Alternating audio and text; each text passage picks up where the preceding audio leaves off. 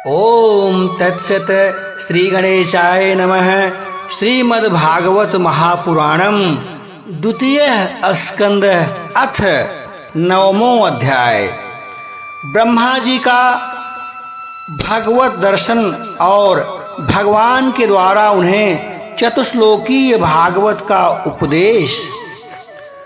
श्री सुखदेव जी ने कहा, परीक्षित, जैसे स्वप्न में देखे जाने वाले पदार्थों के साथ उसे देखने वाले का कोई संबंध नहीं होता, वैसे ही देहादि से अतीत अनुभव स्वरूप आत्मा का माया के बिना दृश्य पदार्थों के साथ कोई संबंध नहीं हो सकता। विविध रूप वाली माया के कारण यह विविध रूप वाला प्रतीत होता है और जब उसके गुणों में रम जाता है तब यह मैं हूँ, यह मेरा है, इस प्रकार मानने लगता है। किंतु जब यह गुणों को क्षुब्ध करने वाले काल और मोह उत्पन्न करने वाली माया इन दोनों से परे अपने अनंत स्वरूप में मोह रहित होकर रमण करने लगता है, आत्मा राम हो जाता है, तब यह मैं मेरा का भाव छोड़कर पूर्ण उदासीन गुणातीत हो जाता है। ब्रह्मा जी निष्कपट तपस्या से प्रसन्न होकर भगवान ने उन्हें अपने रूप का दर्शन कराया और आत्म तत्व के ज्ञान के लिए उन्हें परम सत्य परमार्थ वस्तु का उपदेश किया। वही बात मैं तुम्हें सुनाता हूँ। तीनों लोकों के परम गुरु आदिदेव ब्रह्मा जी अपने जन्म स्थान कमल पर बैठकर सृष्टि करने की इच्छा से विचार करने लगे, परंतु जिस ज्ञान दृष्टि से सृष्टि का निर्माण हो सकता था और जो सृष्टि व्यापार के लिए वांछनीय है, वह दृष्टि उन्हें प्राप्त नहीं हुई। एक दिन वे यही चिंता कर रहे थे कि प्रलय के समुद्र में उन्होंने व्यंजनों के 16वें एवं 21वें अक्षर त तथा प को तप तप तप करो इस प्रकार 2 बार सुना। परीक्षित, महात्मा लोग इस तप को ही त्यागियों का धन मानते हैं। यह सुनकर ब्रह्मा जी ने वक्ता को देखने की इच्छा से चारों ओर देखा, परंतु वहां दूसरा कोई न दिखाई पड़ा। वे अपने कमल पर बैठ गए और मुझे तप करने की प्रत्यक्ष आज्ञा मिली है, ऐसा निश्चय कर और उसी में अपना हित समझकर उन्होंने अपने मन को तपस्या में लगा दिया। ब्रह्मा जी तपस्वियों में सबसे बड़े तपस्वी हैं, उनका ज्ञान अमोघ है। उन्होंने उस समय 1 सहस्त्र दिव्य वर्ष पर्यंत एकाग्र चित्त से अपने प्राण, मन, कर्मेंद्रिय और ज्ञानेंद्रियों को बस में करके ऐसी तपस्या की जिससे वे समस्त लोकों को प्रकाशित करने में समर्थ हो सके। उनकी तपस्या से प्रसन्न होकर भगवान ने उन्हें अपना वह लोक दिखाया जो सबसे सर्वश्रेष्ठ है और जिससे परे कोई दूसरा लोक भी नहीं है। उस लोक में किसी भी प्रकार के क्लेश, मोह और भय नहीं हैं, जिन्हें कभी एक बार भी उनके दर्शन का सौभाग्य प्राप्त हुआ है, वे देवता बार बार उनकी स्तुति करते रहते हैं। वहाँ रजोगुण, तमोगुण और इससे मिला हुआ सत्व गुण भी नहीं है। वहाँ न काल की दाल गलती है न माया ही कदम रख सकती है। फिर माया के बाल बच्चे तो जा ही कैसे सकते हैं।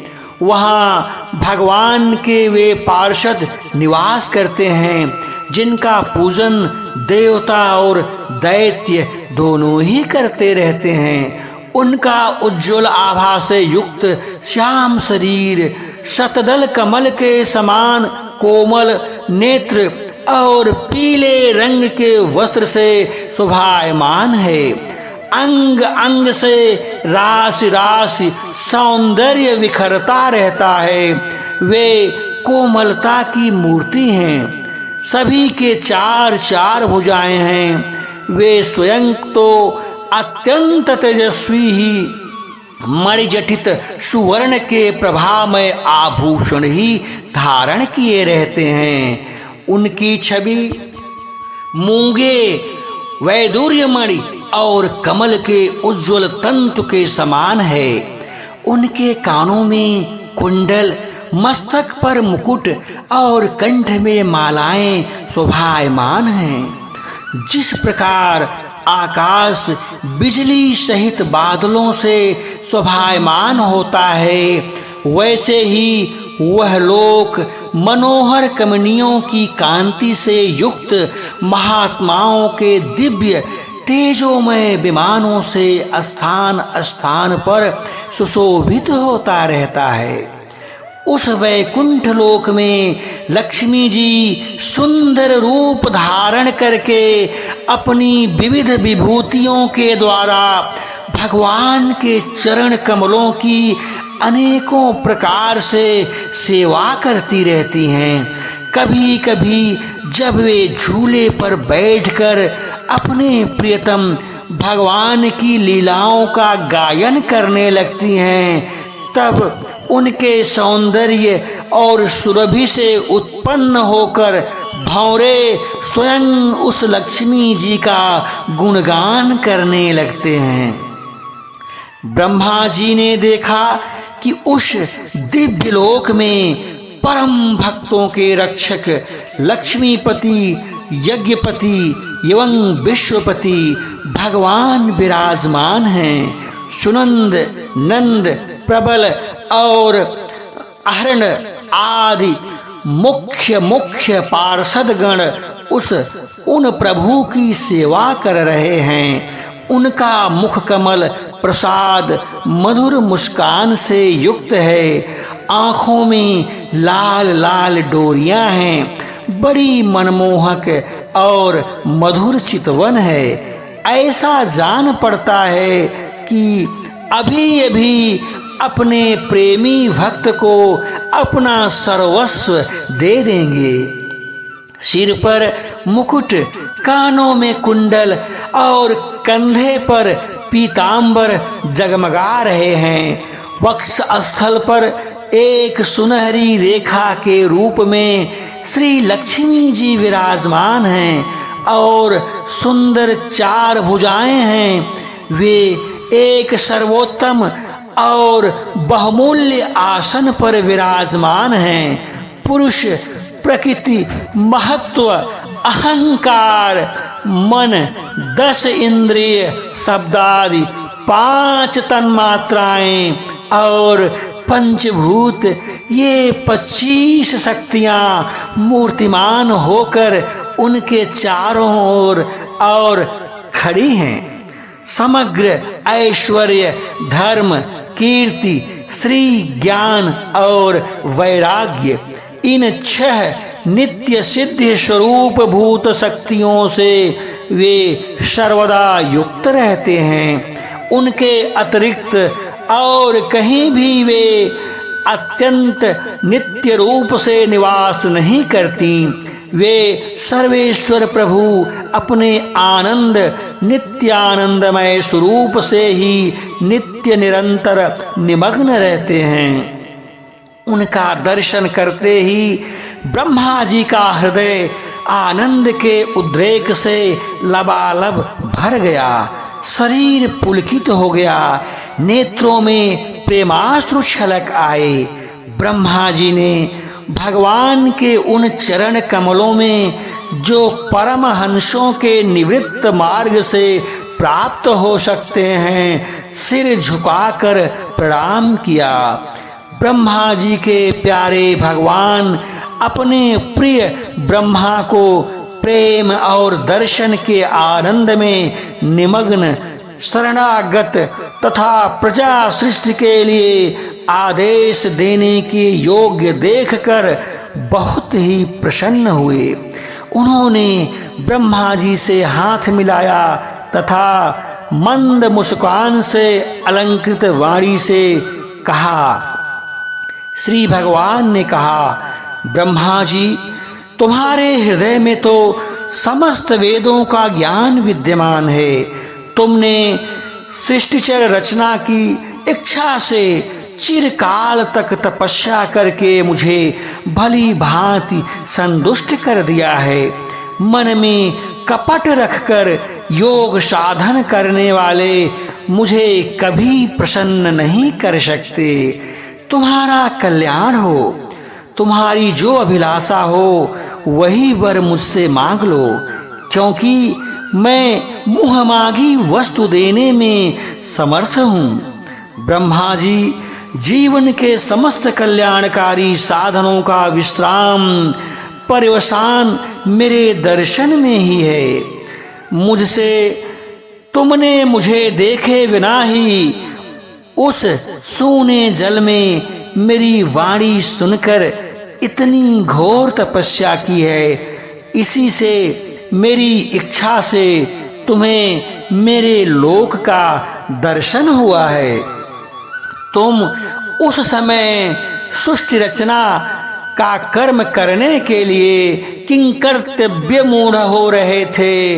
इसी से मैंने तुम्हें तपस्या करने की आज्ञा दी थी, क्योंकि निष्पाप तपस्या मेरा हृदय है और मैं स्वयं तपस्या की आत्मा हूँ। मैं तपस्या से ही इस संसार की सृष्टि करता हूँ, तपस्या से ही इसका धारण पोषण करता हूँ, फिर और तपस्या से ही इसे अपने में लीन कर लेता हूँ। तपस्या मेरी एक दुर्लभ शक्ति है। ब्रह्मा जी ने कहा, भगवान, आप समस्त प्राणियों के अंतःकरण में साक्षी रूप में विराजमान रहते हैं। आप अपने अपरहित ज्ञान से यह जानते ही हैं कि मैं क्या करना चाहता हूँ। नाथ, आप कृपा करके मुझ याचक की यह मांग पूरी कीजिए कि मैं रूप रहित आपके सगुण और निर्गुण दोनों ही रूपों को जान सकूं। आप माया के स्वामी हैं। आपका संकल्प कभी भी व्यर्थ नहीं होता है। जैसे मकड़ी अपने मुंह से जाला निकालकर उसमें क्रीड़ा करती रहती है और फिर उसे अपने में लीन कर लेती है, वैसे ही आप अपनी माया का आश्रय लेकर इस विविध शक्ति संपन्न जगत की उत्पत्ति, पालन और संहार करने के लिए अपने आप को ही अनेक रूपों में बना लेते हैं और क्रीड़ा करते रहते हैं। इस प्रकार आप कैसे करते हैं, इस मर्म को मैं जान सकूं, ऐसा ज्ञान आप मुझे दीजिए। आप मुझ पर ऐसी कृपा कीजिए कि मैं सजग रहकर सावधानी से आपकी आज्ञा का पालन कर सकूं और सृष्टि की रचना करते समय भी कर्तापन आदि के अभिमान से बंध न जाऊं। प्रभु, आपने एक मित्र के समान हाथ पकड़कर मुझे अपना मित्र स्वीकार किया है। अतः जब मैं आपकी इस सेवा सृष्टि रचना में लगूं और सावधानी से पूर्व सृष्टि के गुण कर्मानुसार जीवों का विभाजन करने लगूं, तब कहीं अपने को जन्म कर्म से स्वतंत्र मानकर प्रबल अभिमान न कर बैठूं। भगवान ने कहा, अनुभव, प्रेमा, भक्ति और साधनों से युक्त अत्यंत गोपनीय अपने स्वरूप का ज्ञान मैं तुम्हें कहता हूँ, तुम उसे ग्रहण करो। मेरा जितना विस्तार है, मेरा जो लक्षण है, मेरे जितने और जैसे रूप गुण और लीलाएं हैं, मेरी कृपा से तुम उनका तत्व ठीक ठीक वैसा ही अनुभव करो। सृष्टि के पूर्व केवल मैं ही था, मैं था, मेरे अतिरिक्त न स्थूल था न सूक्ष्म और न तो दोनों का कारण अज्ञान था। जहाँ यह सृष्टि नहीं है वहाँ मैं ही हूँ, मैं हूँ। और इस सृष्टि के रूप में जो कुछ प्रतीत हो रहा है वह भी मैं ही हूँ, और जो कुछ बच रहेगा वह भी मैं ही हूँ। वास्तव में न होने पर भी जो कुछ अनिर्वचनीय वस्तु मेरे अतिरिक्त मुझ परमात्मा में दो चंद्रमाओं की तरह मिथ्या ही प्रतीत हो रही है, अथवा विद्यमान होने पर भी आकाश मंडल के नक्षत्रों में राहु की भांति जो मेरी प्रतीत नहीं होती है, इसे मेरी माया समझना चाहिए। जैसे प्राणियों के पंचभूत रिच छोटे बड़े शरीरों में आकाशादि पंच महाभूत उन शरीरों के कार्य रूप से निर्मित होने के कारण प्रवेश करते भी हैं, और पहले से ही उन स्थानों और रूपों में कारण रूप से विद्यमान रहने के कारण प्रवेश नहीं भी करते, वैसे ही उन प्राणियों के शरीर की दृष्टि में अपने आत्मा के रूप में प्रवेश किए हुए हूँ, और आत्म दृष्टि से अपने अतिरिक्त और कोई वस्तु न होने के कारण उनमें प्रविष्ट नहीं भी हूँ। यह ब्रह्मा नहीं, यह ब्रह्म नहीं, इस प्रकार निषेध की पद्धति से, और यह ब्रह्म है, यह ब्रह्म है, इस अन्वय की पद्धति से यही सिद्ध होता है। सर्वातीत एवं सर्वस्वरूप भगवान ही सर्वदा और सर्वत्र स्थित हैं। वही वास्तविक तत्व हैं जो आत्मा अथवा परमात्मा का तत्व जानना चाहते हैं। उन्हें केवल इतना ही जानने की आवश्यकता है, ब्रह्मा जी, तुम अविचल समाधि के द्वारा मेरे इस सिद्धांत में निष्ठा पूर्ण अपनी निष्ठा जगा लो। इसके तुम्हें एक कल्प कल्प में विविध प्रकार की सृष्टि रचना करते रहने पर भी कभी भी मोह नहीं होगा। श्री सुखदेव जी कहते हैं, लोक पितामह ब्रह्मा जी को इस प्रकार उपदेश देकर अजन्मा भगवान ने उनके देखते ही देखते अपने उस रूप को छिपा लिया। जब सर्वभूत स्वरूप ब्रह्मा जी ने देखा कि भगवान ने अपने इंद्रिय गोचर स्वरूप को हमारे नेत्रों के सामने से हटा लिया है, तब उन्होंने अंजलि बांधकर उन्हें प्रणाम किया और पहले कल्प में जैसी सृष्टि थी उसी रूप में इस विश्व की रचना की। एक बार धर्मपति प्रजापति ब्रह्मा जी ने सारी जनता का कल्याण हो अपने इस निस्वार्थ मूर्ति के लिए विधि पूर्वक यम नियमों को धारण किया।